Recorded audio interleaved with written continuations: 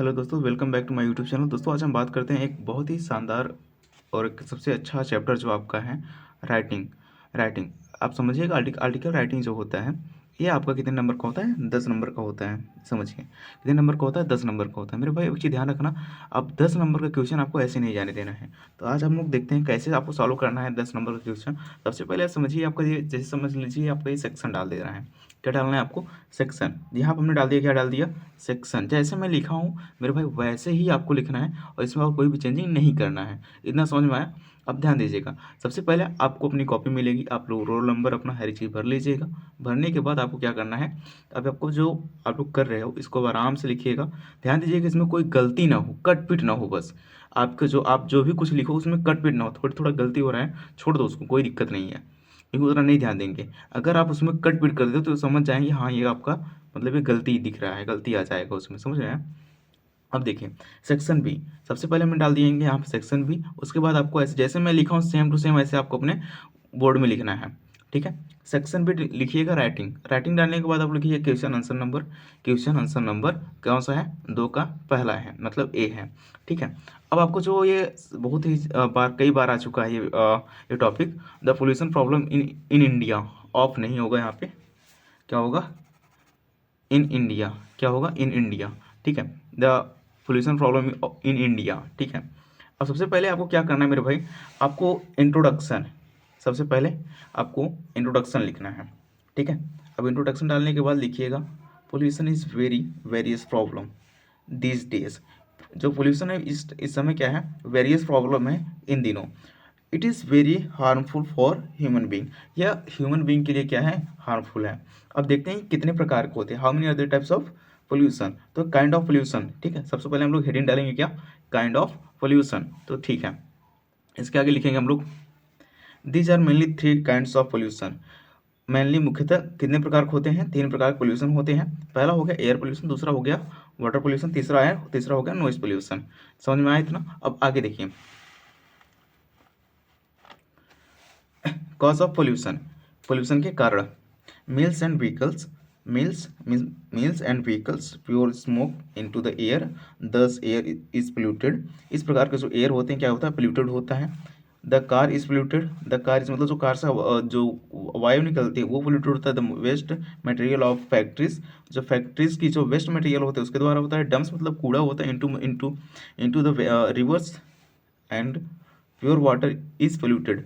जो रिवर होता है और नदियाँ जो होता है प्योर वाटर को क्या कर देता है?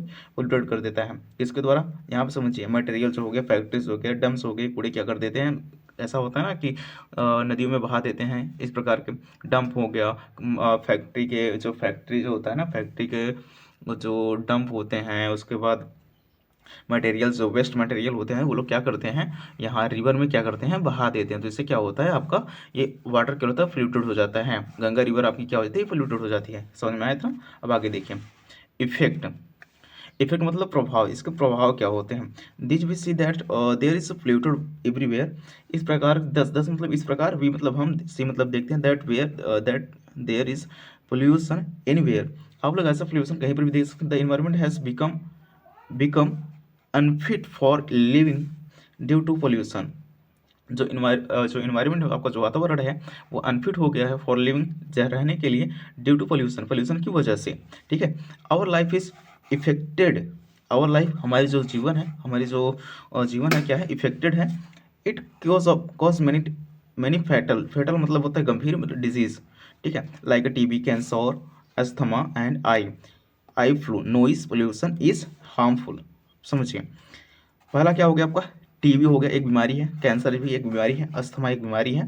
एंड आई फ्लू आपकी आंखों में होता है, ये भी बीमारी। Noise pollution is harmful and it's makes the people deaf. जो नॉइस पोल्यूशन होता है ये लोगों को क्या कर देता है? क्या करता है भाई? बहरा बना देता है। पीपल लोगों को क्या करता है? बहरा बना देता है। इतना समझ में आया? अब देखिए नेक्स्ट अब आपको क्या डालना है यहाँ पे, कंक्लूजन। कंक्लूजन मीन्स निष्कर्ष होता है, कंक्लूजन मीन्स क्या होता है, निष्कर्ष। आपको निष्कर्ष डालना है और उसके बाद यहाँ पे लिख देना है, ये आपकी लास्ट लाइन होगी, ध्यान रखिएगा।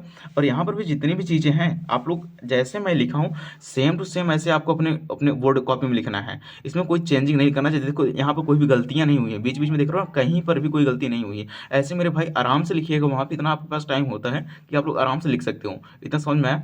अब देखिए कंक्लूजन हम लोग देखते हैं।